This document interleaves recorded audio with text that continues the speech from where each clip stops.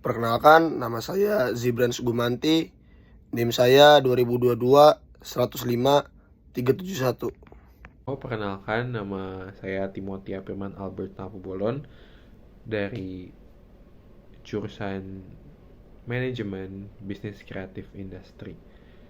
NIM saya 2022 105374. Halo, perkenalkan nama saya Teresia Simaha. NIM saya adalah 2022 105452. Halo, nama saya Robi Adel Panjoro dari Prodi Manajemen, NIM 2022 105 386. Kami dari kelompok 5 UTS Solution Focus Thinking. Kami di sini ingin menjelaskan 9 landasan pemahaman akan dasar keilmuan atau yang biasa disebut juga dengan filsafat. Yang pertama itu adalah idealisme. Idealisme berasal dari bahasa Yunani yaitu idealismos, yang berarti idea yang yaitu sesuatu yang hadir dalam jiwa. Idealisme adalah sistem filsafat yang menekankan pentingnya keunggulan pikiran atau mind, roh atau soul atau jiwa atau spirit daripada hal-hal yang bersifat kebendaan atau material. Idealisme adalah salah satu aliran filsafat pendidikan yang berpaham bahwa pengetahuan dan kebenaran tertinggi adalah idea. Semua bentuk realita adalah manifestasi dalam ide. Contoh paling sederhana idealisme adalah dalam sebuah pekerjaan, ketika kita tidak menyukai pekerjaan itu dan akhirnya memilih mundur karena tidak sesuai dengan kehendak atau minat hati kita. Yang kedua itu ada materialisme. Materialisme berasal dari kata materi dan isme. Materi dapat dipahami dengan bahan, benda, segala sesuatu yang nampak. Materialisme adalah pandangan hidup yang mencari dasar segala sesuatu yang termasuk kehidupan manusia di dalam alam kebendaan semata, dengan mengesampingkan segala sesuatu yang mengatasi alam indera. Materialisme adalah paham dalam filsafat yang menyatakan bahwa hal yang dapat dikatakan benar-benar ada adalah materi. Pada dasarnya, semua hal yang terdiri atas materi dan semua fenomena adalah hasil interaksi material. Materi adalah salah satu-satunya substansi. Sebagai teori, materialisme termasuk paham ontologi monistik. Materialisme tidak mengakui adanya entitas-entitas non-material seperti Tuhan, malaikat, setan, roh, dan sebagainya. Realitas satu-satunya adalah materi dan segala sesuatu merupakan manifestasi dari aktivitas materi. Materi dan aktivitasnya bersifat pribadi. Contoh-contoh dari paham materialisme adalah berteman dengan teman yang lebih kaya, senang menggunakan barang bermerek, suka pergi jalan-jalan ke mall mewah, tidak mau masuk ke tempat yang lebih sederhana, contohnya pasar tradisional, dan juga boros. Pragmatisme. Nah, setelah yang sudah kita ketahui bersama bahwa pragmatisme merupakan di mana sifat atau ciri seseorang yang cenderung berpikir praktis, instan dan sempit. Nah, biasanya orang-orang yang memiliki atau mempunyai sifat pragmatis ini di mana segala sesuatu yang mereka inginkan, kerjakan, bahkan harapkan ingin cepat tercapai tanpa memikirkan jangka waktu. Contoh pragmatisme yang dapat diambil yaitu Batavia Air. Nah, di mana Batavia Air ini ia dipilotkan oleh IFCL karena ia tidak mampu membayar utang sebesar USD dengan jumlah nilai 4,688,7 ribu yang jatuh tempo pada Desember 2012. Nah, pesawat itu, utang itu terkait dengan pesawat Airbus 330. Jadi, sebelumnya Batavia Air ini telah meminjam atau menyewa pesawat yang dibuat pada Desember 2009 yang berlaku hingga Desember 2015. Jadi, Batavia Air ini telah mengambil keputusan yang begitu cepat hingga dia tidak memikirkan dampak negatif yang akan terjadi ke depannya itu bagaimana. Fenomenologi. Nah, fenomenologi merupakan pengalaman hidup seseorang atau metode agar dapat mempelajari bagaimana individu secara subjektif merasakan pengalaman hidup dan memberikan makna dari fenomena tersebut. Contoh fenomena loci. Contoh yang dapat saya ambil adalah anak jalanan. Nah, jadi di mana anak yang berusia 5-18 tahun akan menghabiskan sebagian besar waktunya di jalanan untuk mencari nafkah dan berkeliaran di jalanan ataupun di tempat-tempat umum. Nah, jadi pada dasarnya di mana anak remaja akan mendapat pengaruh negatif dari kehidupan jalanan. Biasanya mereka berpotensi untuk melakukan tindakan tingkah laku seperti mencuri, minum minuman keras, perjudian, dan lain sebagainya. Yang kelima, itu ada rasionalisme. Secara etimologis, rasionalisme berasal dari kata bahasa Inggris rationalism. Kata ini berakar dari kata dalam bahasa Latin yaitu ratio yang berarti akal. Rasionalisme adalah merupakan paham atau aliran ajaran yang berdasarkan rasio, ide-ide yang masuk akal. Contoh penerapan rasionalisme dalam kehidupan sehari-hari seperti agar mendapat uang manusia harus bekerja keras, atau enggak contoh lainnya seperti jika ingin nilai bagus harus belajar dengan maksimal. Skeptisisme adalah paham yang memandang suatu selalu tidak pasti. Contohnya, kesulitan itu telah banyak menimbulkan skeptisisme terhadap kesanggupan dalam menanggapi gejolak hubungan internasional. Jadi secara umum, skeptisisme adalah ketidakpercayaan atau keraguan tentang suatu yang belum tentu kebenarannya. Skeptisisme dalam filsafat, yaitu skeptisisme filosofis, dalam bahasa Yunani yaitu skeptism, yang berarti penyelidikan, adalah bagian pemikiran filsafat yang mempertanyakan kemungkinan, kepastian, dan pengetahuan. Eksistensialisme merupakan paham yang menempatkan manusia pada satu titik sentrum dari segala relasi kemanusiaan. Eksistensialisme berakar dari upaya untuk bangkit dari segala hegemoni untuk menemukan ekstensi dan esensi diri. Contohnya, ketika mengikuti lomba di situ peserta didik dapat bereksistensi dengan mengembangkan potensi setiap individu.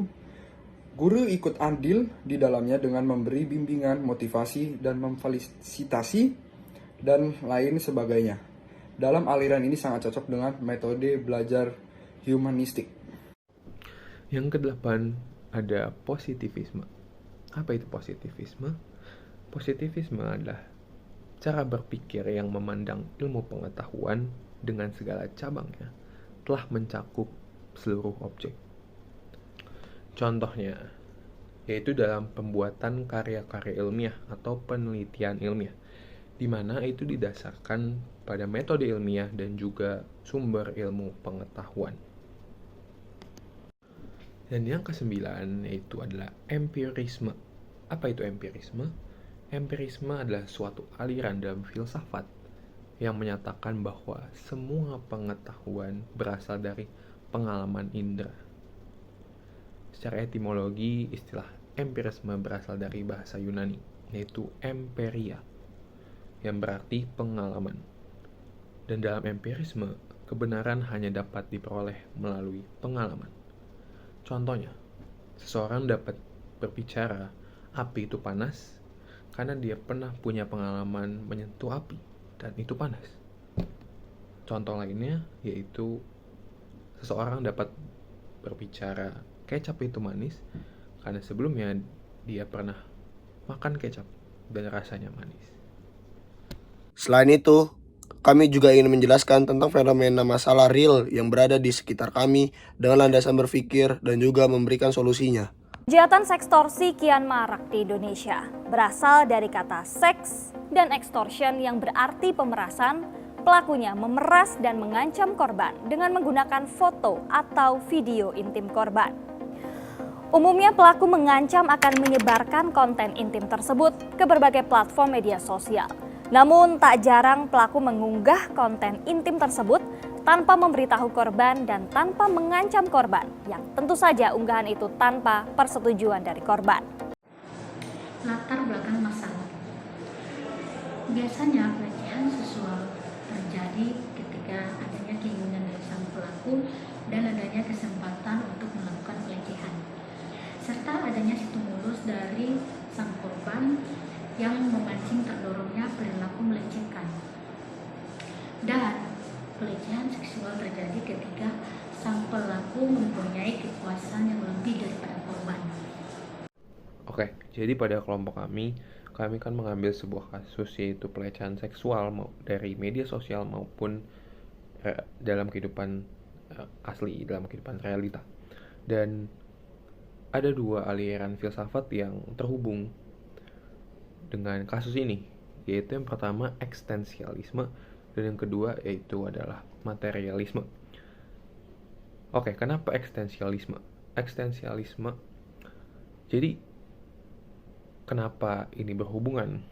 Karena ini tuh berdasarkan pilihan pribadi dari si pelaku pelecehan itu.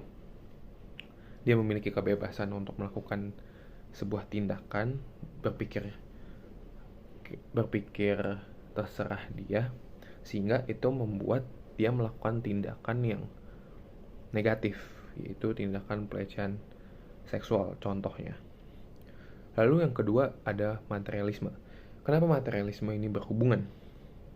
Karena dia tuh pelaku pelecehan seksual ini mungkin tidak mempunyai dasar agama atau dasar spiritual yang positif. Dia tidak diajarkan mungkin di gerejanya atau di tempat ibadahnya, atau dia nggak pernah membaca kitab-kitab suci sesuai dengan agamanya. Jadi tidak ada dasar agama yang mungkin ketika dia ingin melakukan sesuatu yang negatif ada timbul di dalam hati nuraninya gitu loh. Jadi dua aliran filsafat tadi sangat berhubungan dengan kasus yang kami pilih, yaitu kasus pelecehan seksual. Hubungan pelecehan seksual dengan eksistensialisme adalah di mana berdasarkan atas pilihan otak dan kemauan dari sang pelaku untuk melakukan sebuah tindakan pelecehan seksual. Hubungan pelecehan seksual dengan materialisme adalah di mana tidak ada dasar agama atau hal spiritual positif yang melekat sehingga seseorang dapat melakukan sebuah tindakan pelecehan seksual. Oke, jadi kita akan lanjut kepada solusinya. Solusi dari penanganan kekerasan seksual. Ya tentunya pihak berwajib harus melakukan tindakan penanganan seperti pendampingan, perlindungan, dan pengenaan sanksi administratif serta pemulihan kepada korbannya. Ketentuan ini diatur dalam pasal 10 hingga 19. Kita mulai dari pendampingan. Pendampingan berupa konseling, layanan kesehatan, bantuan hukum, advokasi, atau bimbingan sosial, dan rohani. Lalu tahap kedua ada tahap perlindungan, di mana jaminan keberlanjutan pendidikan atau pekerjaan, penyediaan rumah aman, dan korban atau saksi bebas dari ancaman yang berkaitan dengan kesaksian. Lalu ada pengenaan sanksi administratif. Sanksi ini ditujukan kepada pelaku. Sanksi terdiri dari 3 golongan, ringan, sedang, dan berat. Bentuk sanksi yang dijatuhkan dilakukan secara proporsional dan berkeadilan sesuai dengan rekomendasi satuan tugas. Dan selain itu, sanksi yang diberikan tidak mengesampingkan peraturan lain. Lalu tahap terakhir ada pemulihan korban, melibatkan psikologi, tenaga medis, pemuka agama, dan organisasi pendamping korban. Masa pemulihan tidak mengurangi hak pembelajaran atau hak kepegawaian dari korban. Tapi tidak cukup sampai di situ. Ada juga beberapa tips agar kita terhindar dari yang namanya pelecehan seksual di media sosial maupun dalam kehidupan sehari-hari kita secara realita. Yang pertama, kita jangan percaya penuh terhadap siapapun. Sebagai makhluk sosial, manusia memang membutuhkan satu sama lain. Akan tetapi, bukan berarti kita menaruh kepercayaan sepenuhnya, apalagi sama orang yang baru kita temuin atau baru kita kenal. Yang kedua, hindari obrolan yang berbau-bau porno atau yang berbau-bau hal-hal seksual. Karena obrolan ini dapat memancing hasrat dari si pelaku tersebut. Yang ketiga, kuasai beberapa metode melumpuhkan lawan. Ini sangat dibutuhkan terutama untuk para wanita melatih dirinya beberapa hal simple tentang self defense. Jika pada suatu saat ada yang ingin melecehkan Anda, maka Anda bisa membela diri Anda. Yang keempat, berani bersikap tegas. Dan yang kelima, bersikap percaya diri. Itu yang teman-teman bisa lakukan, terutama kalau misalkan teman-teman adalah perempuan, untuk memproteksi diri Anda dari pelecehan seksual. Terima kasih.